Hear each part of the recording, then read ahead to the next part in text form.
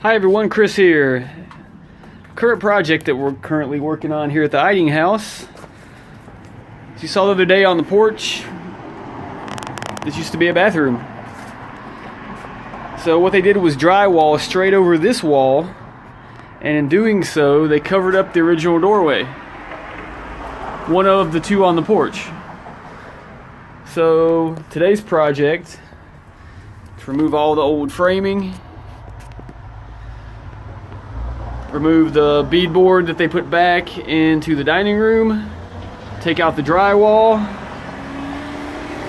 take out the rest of the frame, and restore this door opening. So it should be a pretty cool project. Looking forward to it. This is number 2. First door up front's already finished, so looking forward to getting the second door put in and restore this porch back to its former glory. Stay tuned.